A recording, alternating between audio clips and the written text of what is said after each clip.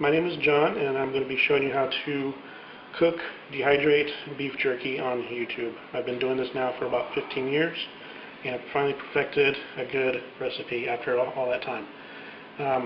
Now down here, this is what you need, is eye of round, good lean cut of beef with very little fat on it. Very little fat. The reason why is because the fat will go rancid about after a week, and that'll make you sick, which we don't want. This is brisket, and so you can see there's more fat on it. It's a lot more fatty cut of beef, but you can trim up the fat. It takes some time. Put the meat in the freezer for about 2 hours. Let it freeze for crystallize, so that you can cut it a lot easier. It makes it a lot easier when it's frozen, or not frozen all the way, but when it's crystallized, it makes it a lot easier. And then another thing that you want is very sharp knives. You don't want dull knives because it makes it a lot harder to slice.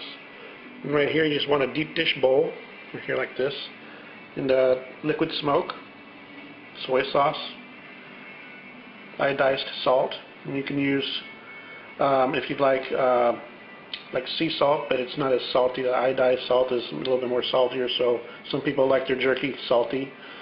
And this pure ground black pepper gives it a peppery flavor if you'd like, or you can use the cracked pepper or the coarse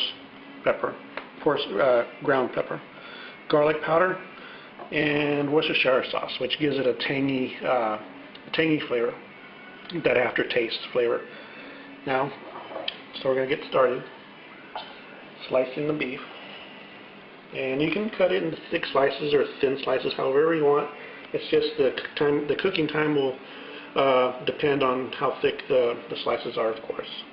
So here we go. We're going to get started. I'm going to cut along the grain, so you can see the grain on here. You want to cut along the grain, and if you don't, it'll make it very, very, very chewy. So here we go. Okay, as you can see, I'm cutting.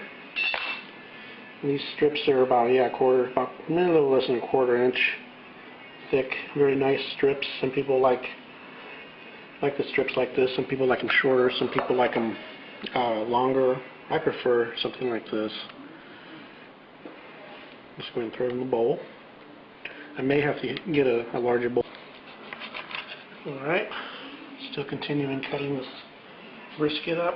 Yeah, as you can see, there's a lot of fat on this brisket. I mean, it's not the best choice. It's not the best choice of beef to be using for jerky. I really prefer this eye of round. That's the best. Some people use flank steak. I've heard of that. I've never used flank steak before, but you just want to get out as much fat off as possible. Okay. Here, I'm cutting the eye of round, which is, see, it's very, very, very lean.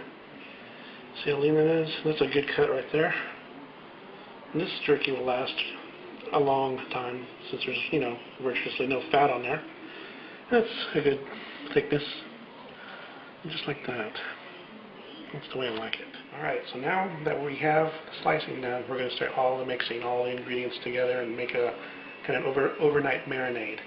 So what we have over here, as I said earlier, was the liquid smoke, the soy sauce, salt, black pepper, garlic powder, and Worcestershire sauce, which gives it that nice tangy flavor.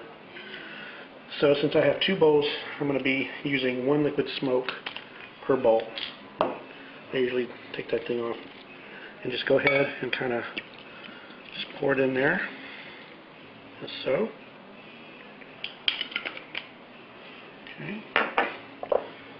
Add the other liquid smoke to the other bowl. Oh, make sure you shake these things up too, because there's a lot of settlement that that settles to the bottom. It usually sticks. So I've already shaken these up, but yeah, you want to shake these things up so you get the maximum amount of flavor from the bottle. Okay. Okay. So we got those liquid smokes out of the way. Now I'm eyeing this now. I really never measure anything. I've been doing this for so long now that I'm just kind of eyeing it, but once you get your technique down, it's pretty easy. And what I'm doing here, this is the soy sauce, so you want to be really careful because I'm using salt as well. You go light on the soy sauce. I'd say about that much. About that much. The soy sauce is very, very salty, and then you want to add your iodized salt as well. Not too much, because you don't want to ruin it with salty flavor. Say like about there. I would say that's about maybe three to four tablespoons, maybe 4.5 tablespoons. And then you want to go ahead and ground pepper. It's a pure ground black pepper. Not too much, but like that. There we go. You don't want to overpower the jerky with a pepper flavor unless that's what you want. And if you wanted a jerky that's going to be a pepper flavor, I would prefer the cracked or the peppercorn type, the larger granules, if you want the pepper flavored jerky. Well, this is garlic powder.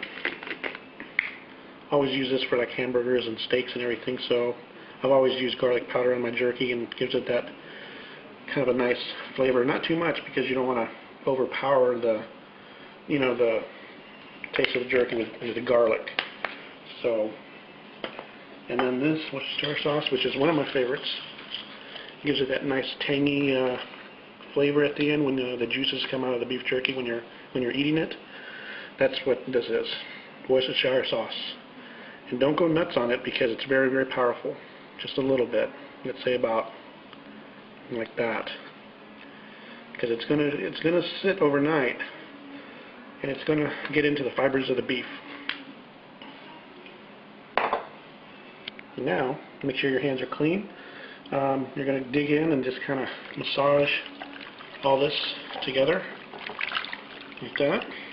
Let everything mix very well. Make sure you get all the meat, all the sliced meat on both sides. And just kind of massage it in. So now that we have everything mixed up, now we're going to cover it and put it in the refrigerator for at least, well, I'm going to put it overnight, but I'd say up to 8 hours. This is, I usually use saran wrap. I don't have any, so I'm going to be using aluminum foil. So, to cover it up. There we go.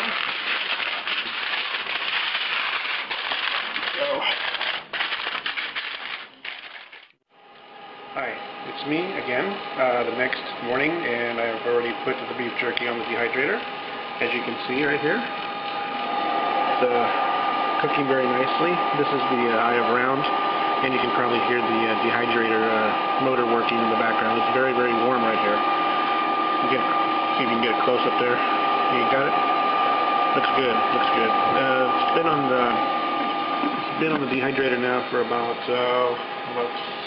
4.5 hours. I'm going to give it about another 3.5, maybe 4 hours. It's very, very thick pieces on some of them.